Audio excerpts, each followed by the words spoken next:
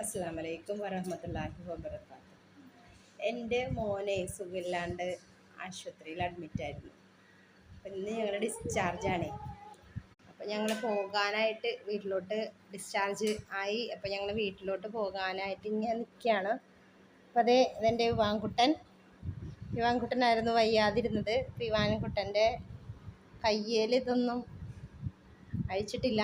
അപ്പോൾ ടെൻഷനായിട്ട് ഇങ്ങനെ നിൽക്കുകയാണ്. അപ്പോൾ ഇതഴിക്കുമ്പോൾ ഇനി വേദനിക്കോ, ഇനി ഒരു ഇഞ്ചക്ഷനും കൂടി ഉണ്ട്, അതെടുത്തിട്ട് പറയാണ്.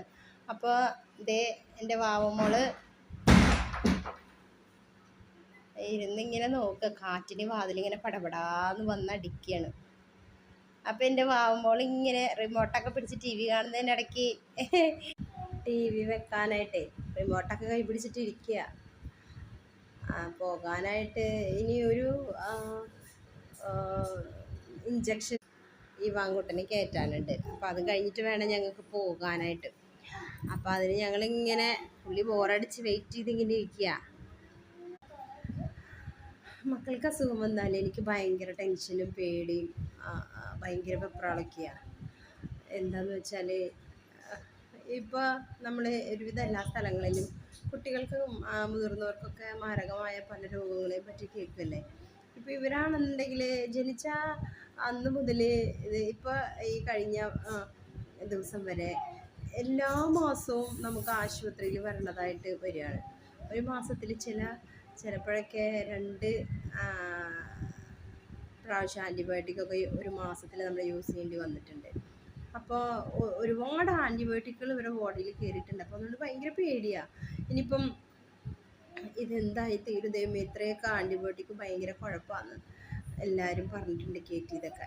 അപ്പോൾ ഇനി അത് വേറെ എന്തെങ്കിലുമൊക്കെ ആയിത്തീരുമോ എന്നുള്ള ടെൻഷനാണ് എപ്പോഴും അസുഖങ്ങൾ വരുമ്പോഴൊക്കെ. അപ്പോൾ അത് കാരണം കൊണ്ട് എപ്പോഴും ഒരു ടെൻഷനും പേടിയൊക്കെ ഉണ്ട്. അപ്പോൾ രാത്രിയിൽ എല്ലാ സമയത്തും അള്ളാഹുവോട് ഇങ്ങനെ പ്രാർത്ഥിച്ചുകൊണ്ടിരിക്കുക. കാരണം ഒരു ടെസ്റ്റ് കൊടുത്തു കഴിഞ്ഞാൽ അതിൻ്റെ റിസൾട്ട് കിട്ടുന്നവരെ വെപ്രാളം എന്ന് പറഞ്ഞിട്ടുണ്ടെങ്കിൽ പറയാൻ പറ്റില്ല. അതുപോലുള്ള വെപ്രാളം പേടിക്കുക.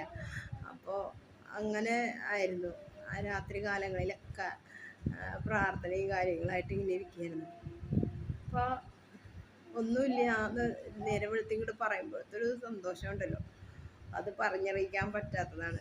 ഒരു കുഴപ്പമില്ല, അങ്ങനെ പ്രശ്നമൊന്നുമില്ല, അത് വെറുതെ ഉള്ള രസമായിരുന്നു എന്നുള്ളതിങ്ങനെ കേൾക്കുമ്പോഴത്തൊരു സുഖമുണ്ടല്ലോ, അത് വല്ലാത്തൊരു ഫീലാണ് നമുക്ക് തരണത്. അള്ളാൻ്റെ ഒരു അനുഗ്രഹം ഉണ്ടല്ലോ, അത് ഇങ്ങനെ